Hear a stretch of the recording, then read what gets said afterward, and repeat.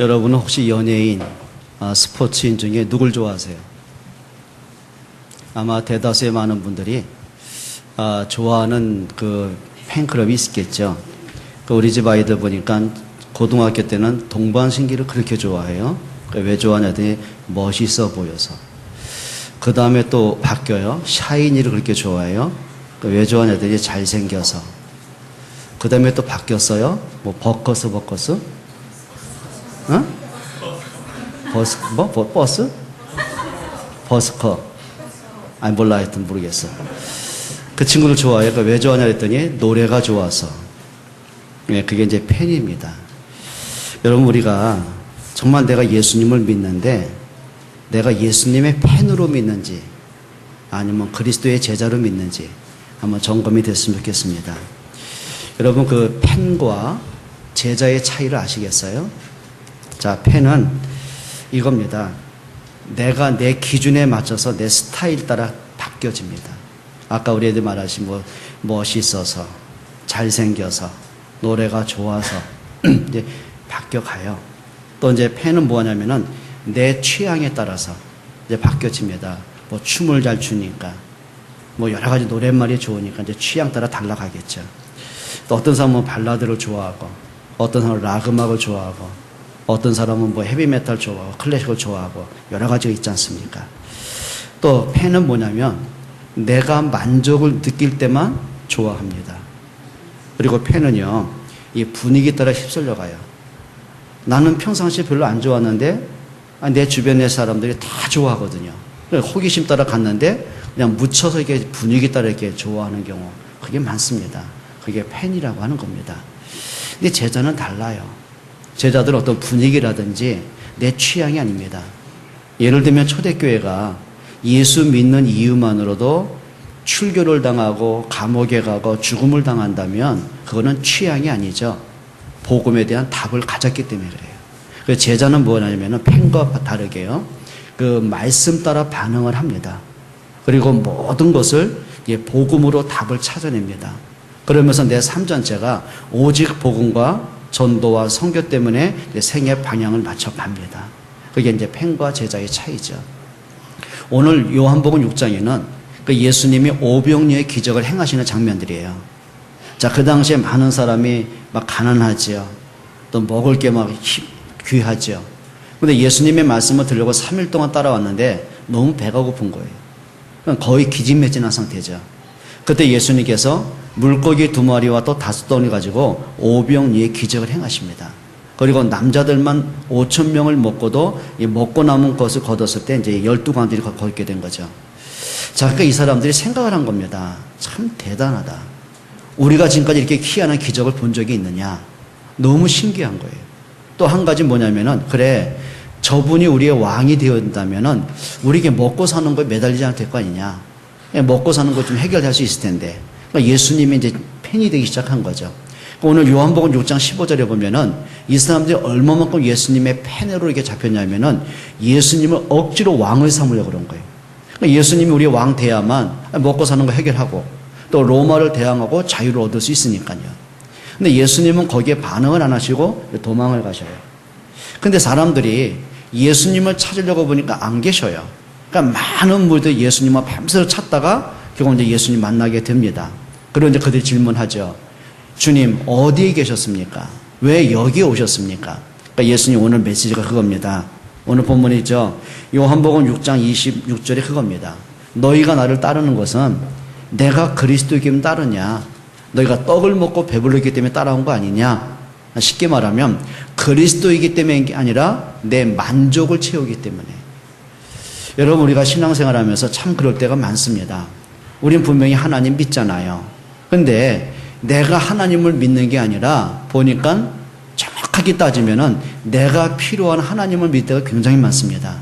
그래요, 뭐 예수 믿으면 위안이 될 것 같고, 뭐 예수 믿으면 뭐 좋은 일이 생기는 것 같고, 우리 뭐 가정 문제 때문에, 자녀 때문에, 건강 때문에, 경제 때문에 뭐 기도할 대상은 필요하고, 뭐 그럴 때 참 많거든요. 여러분, 우리가 과연 이 아침에 나는 예수님을 믿는데 내가 예수님을 팬으로 믿냐? 아니면 제자로 믿느냐? 한번 우리가 좀 영적인 진단을 좀 해볼 필요가 있습니다.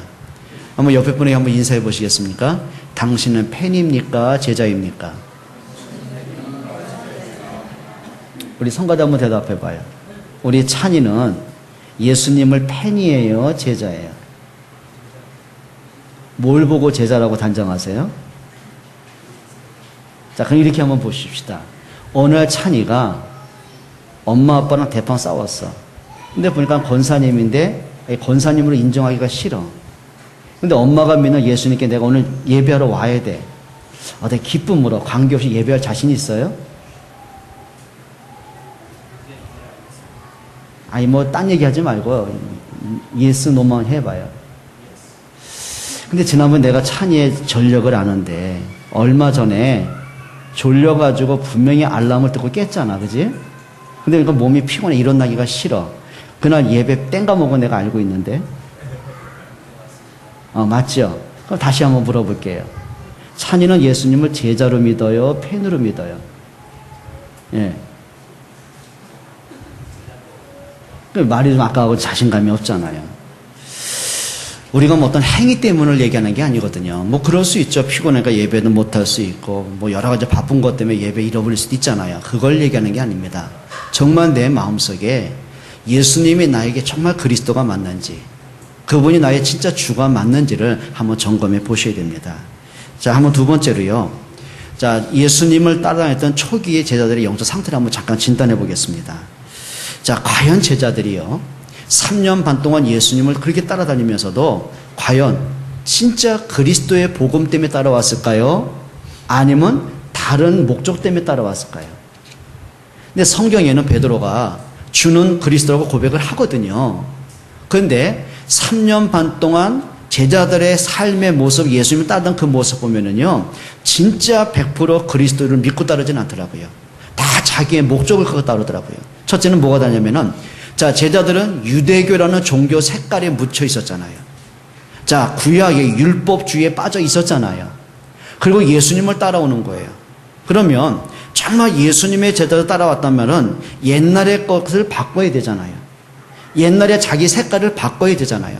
그런데 뭘 하냐면은 그거 갖고 있는 율법과 종교에 매여서 예수님 따라오는 거예요. 자, 그 쉬운 예로 보게 되면 저 사도행전에 보면 사도행전 10장에 보면은 하나님이 베드로를 이제 성령께서 인도해 가시잖아요. 고넬료의 집에 갈 것을. 근데 베드로가요, 고넬료 집에 가는 거 굉장히 꺼립니다. 왜 꺼린지 아십니까? 자기는 유대인입니다. 고넬료는 로마 사람입니다. 그러니까 자기들의 기준을 봤을 때는 유대인이 이방인을 상종하면 안 됐어요. 자, 근데 가려고 하니까 굉장히 꺼리는 겁니다. 근데 성령께서 너무 강하게 밀어붙이니까 안 갈 수는 없는 거예요. 그리고 고넬료 집에 들어가서는 첫 마디가 뭔지 아십니까? 네가 나를 알다시피 유대인 아니냐? 내가 너희 집에 들어올 상황이 아닌데 어찌해서 나를 불렀느냐? 그때 고넬료가 베드로를 초청해야 될 이유를 말합니다. 성령께서 자기의 기도를 깨닫게 하셨고 베드로를 초청해서 말씀 듣게 할 것을 이제 얘기하거든요. 그때 비로소 베드로가 이제 복음을 얘기하는 거예요. 예수가 그리스도심을 말하는 거예요. 근데 복음을 증거하고 있을 때 사도행전 10장 45절에 보면 그 고넬료 집에 모였던 모든 사람들에게 성령이 임하십니다. 그리고 베드로가 그 가족들에게 세례를 줍니다. 그리고 그들과 함께 식사를 마치고 이제 돌아온 겁니다. 돌아오고 나니까 마가 다락방 교회가 난리가 난 거예요. 그게 사도행전 11장 1절로 18절 사건입니다. 자, 거기에 있던 사도들과 거기에 있던 제자들이 이제 난리법석 종교 재판합니다. 베드로에서 이제 집중 포괄하기 시작하는 거죠. 네가 어떻게 유대인이 이방인 집에 갔냐? 어떻게 이방인과 식사했냐? 어떻게 이방인에게 복음을 전해서 그들에게 성령 받게 하고 세례 받게 했냐? 그러니까 베드로가 난처해졌어요. 변명하기 시작하는 겁니다. 글쎄 말이야, 나도 가려는 마음이 없는데 뭐 성령께서 강하게 밀어붙인 내가 어떻게 하겠냐? 그래, 뭐 성령이 나를 인도해서 갔으니 뭐 복음 전할 수밖에 없지 않느냐? 복음을 전하는데 성령이 임하시 내가 어떻게 맡겠냐? 그들이 성령 받고는 세례 받기 원하는데 내가 어떻게 금할 수 있겠냐? 그러니 끝나고 나는데 이들이 식사 대접을 내가 거부할 수 없지 않냐? 어쩔 수 없이 나도 했다. 이렇게 나오는 거예요. 그리고 나서는 사도행전 11장 1절로 18절 사건이 종교재판을 끝으로 해가지고 사도행전 11장 19절에 하나님이 촛대를 옮기신 겁니다. 그게 안디옥 교회의 시작이 되는 겁니다. 자, 이 사람들이요, 이만큼 예수님을 따라다니고 말씀을 듣고 그리스도를 고백도 하고 성령 충만을 받고 현장에서 하나님의 역사 그렇게 체험하면서도요, 그거 이상하죠. 자기들의 그 종교 체질, 율법 체질, 이게 안 바뀌어가는 거예요. 여러분, 굳어진 체질, 여러분 이 아침에 복음으로 체질 바꿀 수 있기를 축원합니다. 그렇죠. 그걸로 끝난 게 아니죠. 이 사람들에게 뭐가 있냐면 숨어있는 상처가 있습니다. 그러니까 자신도 어찌할 수 없는 운명에 빠져 있는 게 있단 말이에요. 자, 이들은 삶 자체가 뭐냐면 로마의 압박을 당합니다. 그 당시에 로마가 유대를, 이스라엘을 정복하고 식민지로 장악을 했잖아요. 그러니까 이 사람은 뭐가 있냐면 반항 심리가 있는 거예요. 저 로마에 대한 반항이 되는 거예요. 자, 그런데 육신적으로 약하잖아요. 드러내놓고 로마를 대항을 못해요. 뭐 잡히면 사형당하니까. 근데 속에는 이게 울분이 가득한 거라. 자, 거기다가 이 사람들은 갈릴리 사람들, 그 당시에 가장 빈민촌 사람들이에요. 가난한 사람들. 그러니까 삶의 실패가 돼가지고 더 이상 갈 데가 없어서 모여든 사람들. 자, 거기다 이 사람은 직업이 또 어부였어요.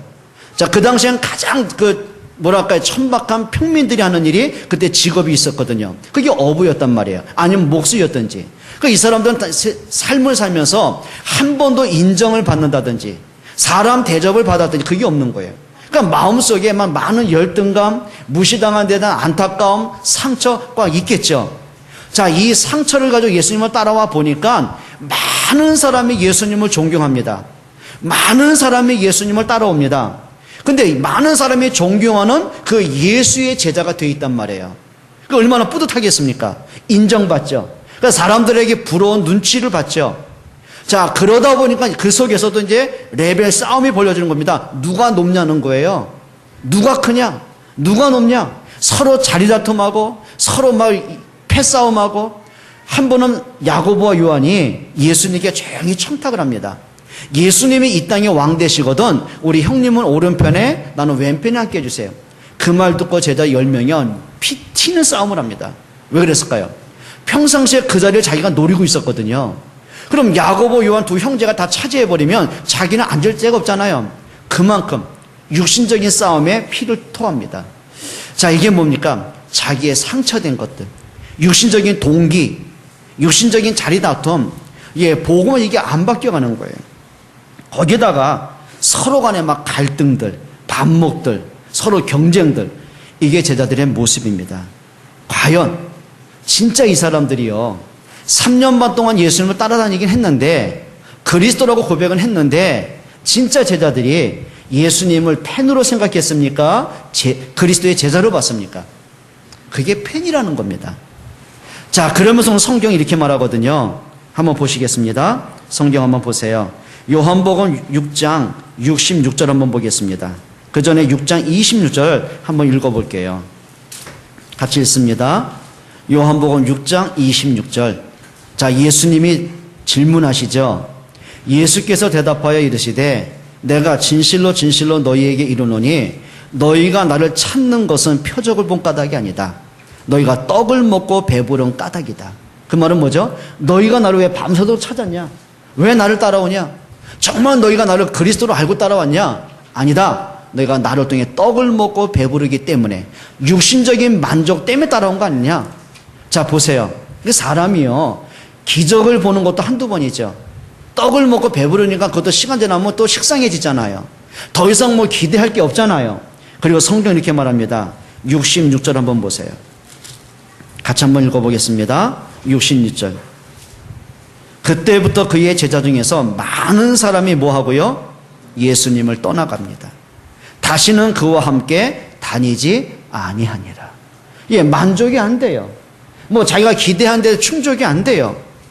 그러다 보니까 이제 한둘 등 돌리기 시작합니다. 그게 제자들의 모습들입니다. 그런데 이렇게 불신앙하고 이렇게 흔들리고 팬으로 예수님 따르던 자기 만족만 추구했던 제자들이요, 어느 날 완전히 바뀌는 시간표가 옵니다. 언제입니까? 그것이 바로, 한번 따라합시다. 갈보리산에 체험을 하자. 뭘 했다고요? 갈보리 산에 체험을 한 거예요. 자, 마태복음 16장 16절에 보면 베드로가요, 예수님을 고백을 합니다. 주는 그리스도시요 살아계신 하나님의 아들이십니다. 그때 예수님이 베드로에게 놀라운 축복이죠. 그래, 너에게 나를 그리스도로 고백한 것은 혈육이 아니다. 하늘에 계신 내 아버지가 너에게 알게 하신 것이다. 그리고 너는 베드로라. 반석이죠. 내가 너의 반석 위에 내 교회를 세우겠다. 내가 음부의 권세를 이기지 못한다. 내가 천국의 열쇠를 준다. 예, 하늘에 놀라운 축복을 다하십니다. 그리고 나서는 예수님이 마태복음 16장 21절에 비로소 베드로가 예수님을 그리스도라고 고백한 이후에 비로소 십자가에 죽을 것을 말씀했어요. 그때 베드로가 충격을 먹은 거예요. 왜냐하면 지금 자신이 예수님을 따라온 이유가 있잖아요. 분명히 배와 그물을 다 버리고 예수님을 따라왔잖아요. 근데 예수님을 3년만 동안 따라왔는데 예수님이 자리에 선 적이 없잖아요. 무슨 정치를 선동하고 왕이 되고 그런 게 없잖아요. 그럼 이제 와서 예수님의 십자가에 힘없이 죽어버린다면 자기는 뭐가 돼요? 아무것도 안 돼요. 갈 데가 없어요. 이미 자기가 평생을 살아왔던 배와 그물 다 포기한 상태고 아무것도 없어요. 그러면 베드로의 계산이겠죠. 예수님이 죽으면 안 돼요. 끝까지 살아 계셔야만 자기한테 뭔가가 있을 거 아닙니까? 자, 그게 마태복음 16장 21절에 예수님을 붙들고 매달립니다. 절대로 예수님에게 죽는 일이 없을 것입니다. 내가 생명 걸고 예수님을 지켜드릴 것입니다. 그러니까 자기 때는 굉장히 의리 있고 충성된 말을 한 거란 말이에요. 근데 예수님의 말씀이 베드로를 칭찬한 게 아닙니다. 엄청난 책망을 합니다. 그게 마태복음 16장 23절입니다. 사단아, 내 뒤로 물러가라. 너는 나를 무너지게 하는 자다. 네가 하나님의 일은 생각하지 않고 사람의 일만 생각하는구나. 아니, 베드로가 사단입니까? 아니요. 지금 예수님이 베드로에게 사단아 그게 아니라 그게 뭐죠? 사단이 하는 일이 있습니다. 베드로한테 육신적인 관심만 가졌지 영적인 비밀을 잃어버리는 거예요. 자, 자기 계산 속에는 예수님이 끝까지 살아계시고 로마를 대항하고 왕이 돼야만 뭔가 자기한테 얻을 게 있잖아요. 육신적인 추구입니다. 자기 동기고 자기 계산입니다. 자기 기준이거든요. 자, 그럼 사단이 베드로한테 볼 걸 못 보게 만들었어요. 깨달아야 될 걸 깨닫지 못하게 만드는 거예요. 그리스도를 보면서도 육신적으로만 보게 만드는 거예요. 그때 예수님 말씀입니다. 사단아, 내 뒤로 물러가라. 너는 나를 넘어지게 하는 자다. 네가 하나님의 일은 생각하지 않고 사람의 일만 생각하는구나. 사람의 일은 뭡니까? 예수님 뭔가 돼야 돼요. 이스라엘의 왕이 돼야 돼요. 그래야 내가 특혜를 많이 볼 수 있어요. 근데 하나님의 일은 그게 아니에요. 그리스도가 십자가에 죽으셔야만 인간의 원죄가 끝이 나요. 예수님이 십자가에 죽으셔야만 우리에게 생명이 주어져요. 그리스도의 부활의 능력으로만 사단이 꺾여지고 우리가 하나님의 형상이 회복되어지고 하나님을 만나는 구원의 길이 열려지는 거예요. 그게 하나님의 일이에요. 자, 그러면 제자들이 그 하나님의 일을 못 보니까 자꾸 계산해야 되고 문제만 생기면 불신앙해야 되고 환경을 보면 낙심해야 되고 사람들 부딪히면 갈등해야 되고 그게 끊임없이 되어지는 문제였어요. 자, 그러다 보니까 결국은 제자들이요 예수님을 부인하고 도망갈 수밖에 없는 거예요. 예수님의 십자가에 대한 죽음이 이해가 안 되는 거예요. 두려워지는 거예요. 문을 걸어 잠그고 바깥 출입을 금할 만큼 숨어 지낼 수밖에 없는 거예요. 자, 그런데 이 제자들이 그 모든 불신은 언제 깨지느냐? 인간의 모든 기준을 언제 바꾸느냐? 언제 생명 없는 종교에서 복음으로 회복되느냐? 그 체질이 복음으로 회복되느냐? 그 기준이 있었어요. 그게 뭐예요? 갈보리 산의 체험입니다. 예수님의 십자가의 능력이 체험되는 사건이죠. 요한복음 19장 30절에 보면 십자가에 못 박힌 예수님이 하시는 말씀입니다. 내가 다 이루었다. 창세기 3장의 문제를 다 끝냈다. 자, 아담이 이후로 해결할 수 있는 원죄의 문제를 다 끝냈다. 사망과 모든 저주의 문제를 다 끝냈다. 그게 그리스도의 십자가의 능력입니다. 로마서 5장 8절에 성경은 분명히 말하죠. 우리가 아직 죄인 되었을 때에 그리스도께서 십자가에 죽으심으로 하나님이 우리에 대한 자기의 사랑을 확증하셨느니라. 내가 죄인 되었을 때, 창세기 3장에 묶여있을 때, 마귀의 종노릇 하고 있을 때에, 원죄에 묶여있고 운명에 묶여있고 지옥에 백성이 되어 있을 그때에 그리스도께서 십자가에 죽으심으로 하나님이 우리에 대한 자기의 사랑을 확증하셨느니라. 주님의 십자가의 죽음 때문에 하나님의 사랑이 완성이 되는 것이죠. 고린도전서 1장 18절에 바울은 이렇게 말해요. 십자가의 도가 멸망받는 사람에게 미련하게 보이지만 구원을 얻는 우리에게는 하나님의 능력이다. 여러분, 십자가의 능력이 성경 속의 기록으로 끝난 사건 되면 안 됩니다. 2000년 전에 예수님이 하신 과거의 사건이 되면 안 됩니다. 십자가의 능력은 지금의 능력입니다. 자, 예수님이 십자가를 못 박힐 때 이미 채찍 39대 채찍 맞잖아요. 그리고 당신이 못 박혀 십자가를 등에 지고 골고다 언덕을 올라가잖아요. 그때 많은 사람이 예수님에게 돌을 던지고 침을 뱉고 머리채를 땡기고 따귀를 때리고 욕을 하잖아요. 더 이상 예수님이 지치니까 올라갈 힘이 없단 말이에요. 그때 로마 군병들이 시간을 단축하기 위해서 그 많은 무리 가운데 한 사람을 강제로 잡습니다. 그리고 예수님의 십자가를 지고 올라가게 만들어요.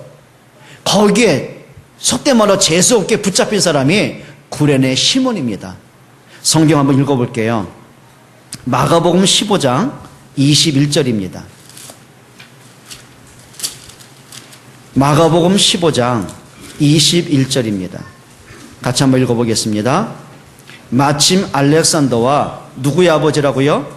루포의 아버지인 구레네 사람 시몬이 시골로부터 와서 지나가는데 그들이 그를 억지로 같이 가게 하여 예수의 십자가를 지우고.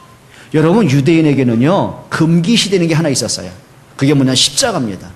십자가는 저주로 봤어요. 만약에 십자가를 만졌다, 그리고 자 나무에 매달려 죽은 시체를 만져야 됐다, 그럼 일주일 동안 성 안에 들어올 수가 없었어요. 왜? 부정하다 해가지고 그 옷을 다 불태우든지 씻어야만 돼요.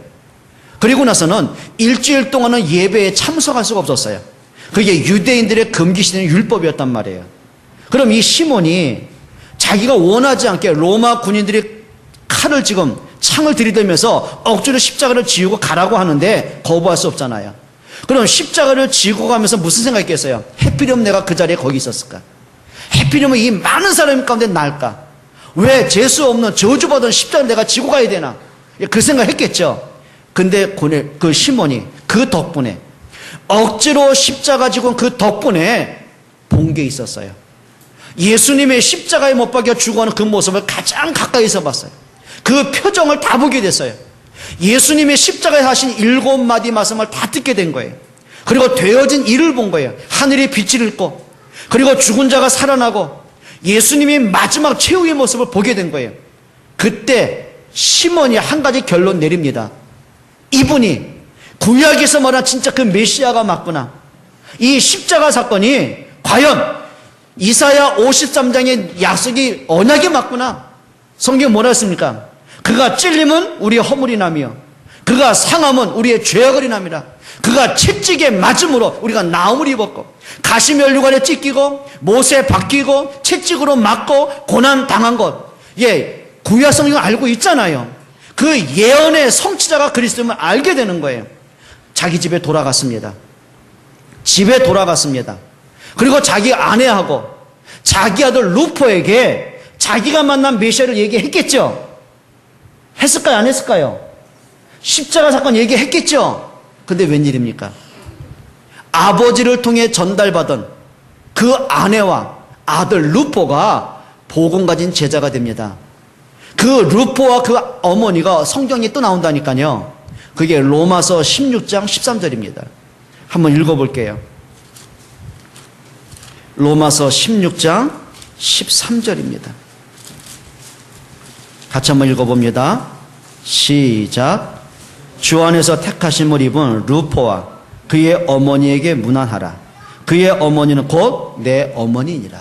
무슨 말씀이에요? 이제 바울이 순교 직전에 있습니다. 그리고 마지막으로 로마 교회에 편지를 띄우는 겁니다. 자, 로마 교회에 많은 성도들이 있었겠죠. 근데 이 바울의 마음속에 잊을 수 없는 복음의 사람들이 있는 거예요.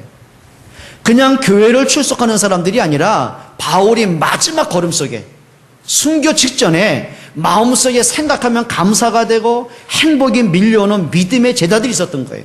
그 중에 한 사람이 루포와 그의 어머니입니다. 근데 바울은요, 그 루포의 어머니, 다시 말씀드리면 십자가를 억지로 졌던 시몬의 아내 아닙니까? 그 시몬의 아내를 보는 바울의 심정입니다. 그 어머니는 나의 어머니다. 믿음의 가정이 되어져요. 전도자의 가정이 되어져요. 여러분 이렇게 한번 해보세요. 자, 때로는 여러분들이 예배가 참 안 될 때 있지요. 말씀이 안 들려질 때 있지요. 정말 기도가 안 될 만큼 영적으로 지쳐 있을 때 있지요. 그게 뭐 문제 때문이든 내 감정 때문이든 뭐 자녀 때문이든 어떤 문제든 있겠죠. 따라합시다. 억지로라도 십자가 지자. 한번 해보세요. 억지로 한번 예배해보세요. 억지로라도 기도해보세요. 억지로라도 한번 성경 읽어보세요. 그때 오는 답이 있습니다. 자신의 영적 상태가 바로 보여집니다. 그 문제에 대한 답을 바로 찾게 됩니다. 그 문제 속에는 하나님의 시간표가 보여집니다. 문제 이후에 있는 응답이 결과가 보여진다니까요. 여러분 기분대로 하면 안 돼요. 내 생각대로 하면 안 돼요. 내가 느낀 대로 하면 안 돼요. 말씀 따라 가셔야 됩니다. 언제든지 기준을 말씀으로 바꿀 수 있기를 주의 이름으로 축원드립니다. 그게 갈보리산의 체험입니다. 두 번째 체험한 게 있습니다. 감람산의 체험을 하게 되는 거죠. 여러분 부활하신 예수님이 감람산에서 제자들과 40일 동안 계셨어요. 그리고 하나님의 나라를 자세히 설명하셨어요. 자, 부활하신 예수님을 체험한 제자들, 거기서 왜 우리가 삶의 목적이 뭔가를 발견한 사람들, 그게 감람산의 체험들이죠. 여러분 예수님의 부활은 2000년 전에 지나간 사건이 아닙니다. 예수님의 부활은 지금의 능력입니다. 예수님이 부활했다는 말은 그분이 그리스도가 맞다는 증거입니다. 예수님이 부활했다는 말은 그분이 하나님이라는 증거잖아요. 그럼 예수님이 부활했다는 말은 지금도 그분이 성령으로 살아서 나와 함께한다는 증거입니다. 여러분 감람산에 체험하시기를 축원합니다. 사망을 이기신 부활의 능력을 체험하기 축원합니다. 죄와 사망에서 생명을 주신 그리스도의 능력 체험하시길 바랍니다. 여러분의 가문의 저주와 운명을 꺾으신 그리스도의 능력 체험하시기를 축원합니다. 여러분 복음은 능력입니다. 복음은 생명입니다. 복음은 사실입니다. 그대로 믿기를 축원합니다. 그리고 제자들이 한 가지 체험했어요. 마가 다락방에 체험을 합니다. 제자들이 익히 알고 있었어요. 예수 믿다가 들키면 사형당할 거 알고 있었어요. 그것 때문에 한동안 숨어 있었어요. 그것 때문에 예수님을 부인하기도 했어요. 근데 답이 나왔어요. 예수님의 십자가와 부활의 능력을 체험하고 나서 제자들에게 모든 불신앙 내려놨어요. 내가 예수 때문에 죽으면 어떡하느냐 계산하는 거 다 내려놨어요. 그리고 마가다락방에 120명이 모인 겁니다. 그러면 한 가지 좀 짚고 넘어가 보자고요. 예수님의 부활을 목격한 사람이 500여 명 이상이라고 그랬어요. 성경의 내용입니다. 그러면 500여 명 이상이 부활하신 예수님을 40일 동안 봤어요. 메시지를 직접 들었어요. 그리고 예수님으로부터 최후의 말씀을 받았어요. 예루살렘을 떠나지 말고 아버지 약속한 성령을 기다려라. 그 약속을 붙잡고 기다리려고 보니까 여러 가지 계산이 오는 겁니다. 지금 로마가 법으로 금했는데요. 예수 믿는 걸 금했는데요. 그 법에 어긋나면 사형 당하는데요. 지금 바리새인과 유대인들이 종교법으로 금했는데요. 그 법을 어기면 그리고 예수를 믿다가 들키면 돌에 맞아 죽을 텐데요. 그러면 내 자녀들, 내 가족, 나에 대한 미래 어떻게 할 거냔 말이에요. 계산하겠죠. 그러고 보니까 결론 내렸어요. 갈 수가 없는 거예요. 꺼리는 거예요. 380명은 각자가 갈 길로 갑니다. 근데 마지막까지 복음에 결단한 120명이 마가다락방에 모였어요. 그 말은 죽으러 모인 게 아닙니다. 복음의 능력을 알았다는 거예요. 생명 걸 이유를 알았다는 거예요. 복음 때문에 죽을 일 있으면 죽겠다는 거예요. 믿음의 결단입니다. 여러분 이렇게 한번 결단해 보세요. 그래, 내가 원하는 문제 해결 안 돼도 괜찮다. 그래, 예수 그리스도면 되지 않느냐. 그게요 응답의 시작입니다. 그게 흑암이 꺾이는 시작입니다. 그때 여러분 마음속에 뭉쳐있는 문제 해결의 시작입니다. 자, 그 언약을 붙잡고 120명이 마가다락방에 모여서 한 게 있습니다. 오로지 기도에 힘쓰니라. 딴 것도 안 했어요. 10일간에 언약을 붙잡고 집중하는 기도였어요.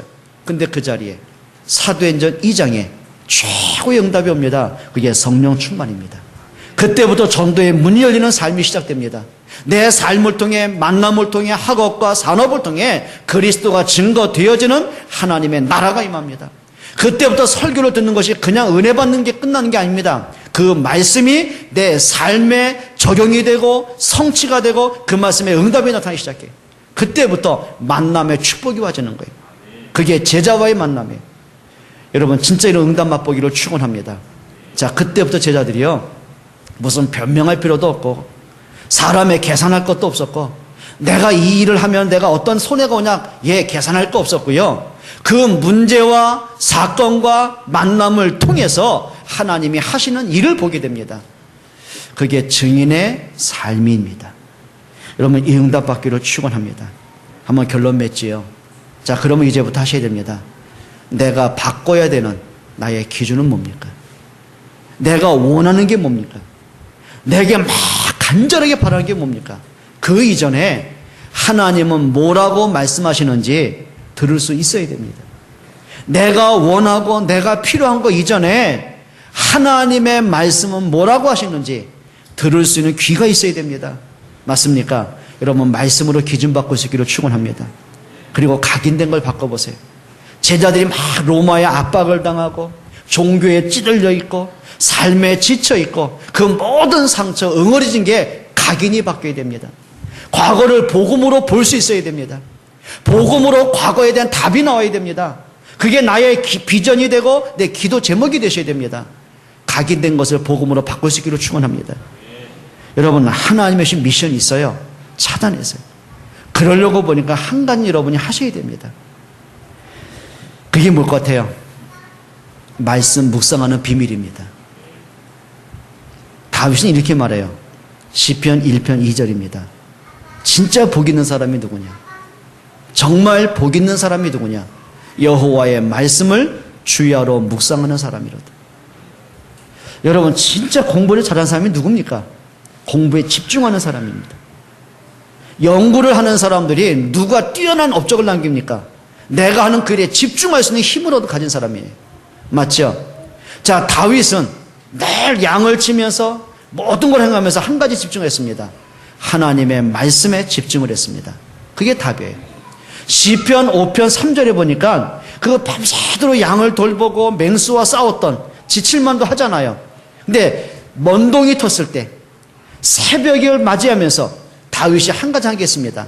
내가 새벽을 깨우리로다. 그 새벽에 하나님 앞에 깊은 만남의 시간을 갖습니다. 그게 다윗이 가진 축복의 시간표들이죠. 시편 17편 3절에 다윗이 말씀을 듣습니다. 한밤중에 하나님의 주시는 메시지를 들을 수 있었어요. 자, 그 말은 뭐죠? 내 하루 삶 속에서 내가 얼마만큼 말씀을 묵상할 수 있느냐, 내가 얼마만큼 기도로 하나님 앞에 집중할 수 있느냐, 그게 나의 영적 상태를 바꾸시는 최고의 응답의 시간표입니다. 여러분 말씀 붙잡고 기도하는 그 시간이 여러분에게 가장 행복한 시간 되기 바랍니다. 여러분 하루에 단 한 번이라도 내가 하나님과 깊은 소통할 수 있는 영적으로 행복한 시간을 가져보세요. 영적인 힘을 얻는 시간을 가져보세요. 많은 문제와 어려운 일들이 있는데 그것 때문에 쫓기고 지칠 것이 아니라 정말 내가 말씀 붙잡고 깊은 기도하다가 그 문제에 대한 답을 한번 찾아보세요. 그게 영적으로 승리하는 사람의 특징입니다. 오늘 저와 여러분들에게 하나님의 말씀이 묵상될 수 있는 정말 깊은 기도가 회복되는 축복의 시간들 되시기를 축원합니다. 자, 옆에 분에게 한번 질문하고 마치겠습니다. 당신은 팬입니까? 제자입니까? 한번 이제 자기한테 한번 질문해 보세요. 나는 팬인가? 제자인가? 기도하겠습니다. 하나님께 감사를 드립니다. 저희들에게 하나님의 말씀이 기준이 되어지기를 원합니다. 정말 복음이 모든 것 되어지기를 원합니다. 하나님의 나라가 이루어지는 전도와 선교와 제자와 렘넌트가 나의 최고의 축복이 되기를 원합니다. 우리의 삶 속에 진짜 하나님의 말씀이 성취되는 영적인 맛을 보게 도와주옵소서. 하나님 앞에 깊은 기도가 될 수 있는 영적인 힘을 얻는 시간을 갖게 하여 주옵소서. 내 업을 가지고 그리스도가 증거되어지는 증인의 축복을 누리게 하여 주옵소서. 예수 그리스도의 이름으로 기도합니다. 아멘.